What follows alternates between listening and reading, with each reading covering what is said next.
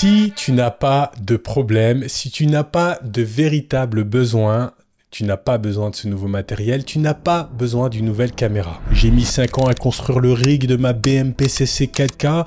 Il a évolué au fur et à mesure et j'ai trouvé des solutions de plus en plus performantes à mes problèmes. Franchement, j'ai fait pas mal d'erreurs et j'ai acheté, comme beaucoup, du matériel que je n'avais vraiment pas besoin. La bonne nouvelle, c'est que c'est tout à fait normal, c'est comme ça qu'on apprend. L'idée ici, c'est vous faire gagner un peu de temps précieux si vous voulez vous lancer dans l'aventure. Cette vidéo est un guide pour celles et ceux qui souhaitent réaliser un rig ou tout simplement comprendre ce qu'on met sur une caméra cinéma.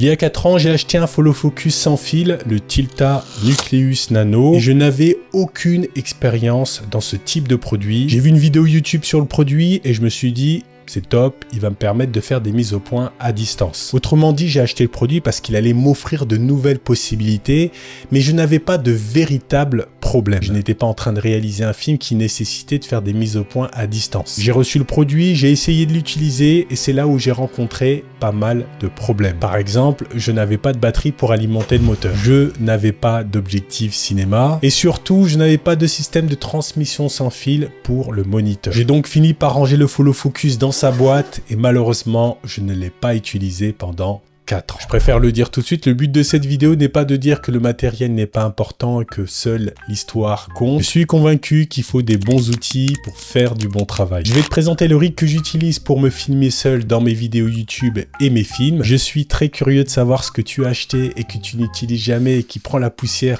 sur une étagère ou dans un placard. N'hésite pas à partager ton expérience dans les commentaires. Allez, c'est parti.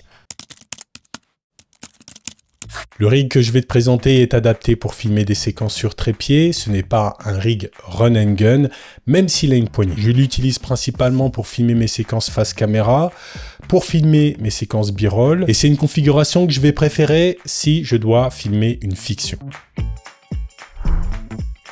J'ai fixé sur la BMP-CC 4K une cage complète de chez SmallRig.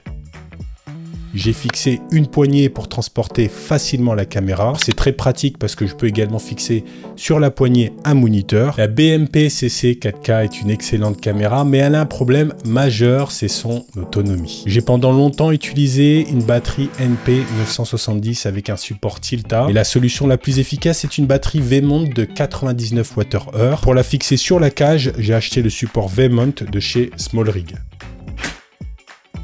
J'utilise le moniteur de 5 pouces d'Anticiné. Il est très bien parce qu'on peut fixer directement dessus le système de transmission vidéo.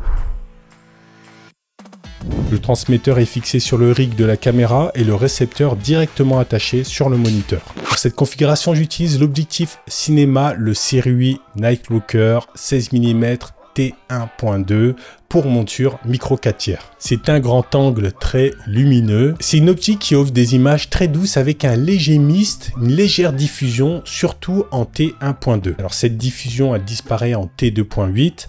On a une image qui est beaucoup plus nette en T2.8 que en T1.2. L'objectif possède un bon contraste au centre de l'image et présente un léger vignettage sur les côtés. Franchement, cet objectif, c'est un vrai coup de cœur.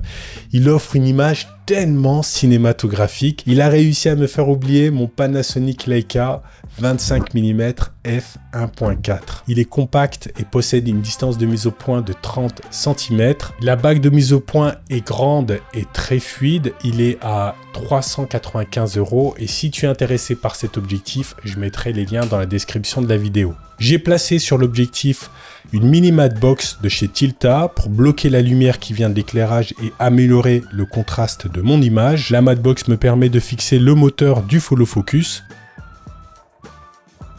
J'ai placé le follow focus sur le moniteur. J'ai fixé un petit trépied sur le moniteur pour tenir correctement l'ensemble. Et pour alimenter le moniteur, le follow focus et le récepteur du signal vidéo, j'utilise une batterie NP 970. À la fin, je place les câbles. La caméra et l'ensemble des accessoires sont alimentés sur la batterie V-mount.